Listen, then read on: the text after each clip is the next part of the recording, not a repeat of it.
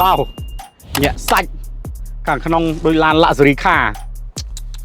អីពុកស្បែកគួយក្តោបខ្លួនស្រួលហើយសម្រាប់ logo High Country នេះតលតែ option កប់មិនមានណែមកមើលដៃទ្វារនិងតាប់ឡរចនាបែបទម្រង់ពេជ្រស្រស់ស្អាតហើយចកូតនេះវិញជាចកូតភ្លើងទុនធូរស្រួលបើកហើយមានពហុមុខងារច្រើននៅលើដៃចកូតថែមទៀតកុងទ័រនេះវិញជាប្រភេទកុងទ័រ digital 8 inch បង្ហាញគ្រប់ព័ត៌មានដល់អ្នកបើកបរហ្មងហើយនេះអមជាមួយទៅនឹងអេក្រង់កំសាន្ត touch screen 11 inch អាចភ្ជាប់ជាមួយទៅនឹង Apple CarPlay ឬក៏ Android Auto បានទៀតកាន់តែពិសេសអេក្រង់នេះកម្រិត HD មើលរូបភាពត្រជាក់ភ្នែកមែនតើហើយសម្រាប់ប៊ូតុងបញ្ជាមុខងារផ្សេងនេះវិញដូចប៊ូតុង piano អញ្ចឹងចង់ប្រាប់បងប្អូនមួយទៀតមាន wireless charge ទៀត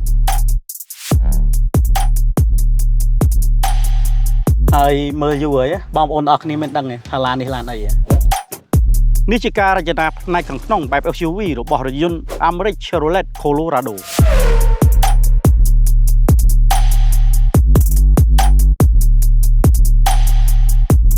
សម្រាប់បងប្អូនចង់ដឹងអំពីសមត្ថភាពពិសេសក៏ដូចជាមុខងាររបស់រថយន្ត American Chevrolet Colorado បងប្អូនអាចធ្វើការកក់ក្នុងការបើកបរសាកល្បងបន្ថែមទៀតបានក្រុមការងារនឹងយករថយន្តទៅដល់ទីតាំងក៏ដូចជាដល់ផ្ទះបងប្អូនដើម្បីធ្វើការបើកបរសាកល្បងផ្ទាល់តែម្ដងនាំចូលនិងចែកចាយផ្ដាច់មុខដោយ TH Group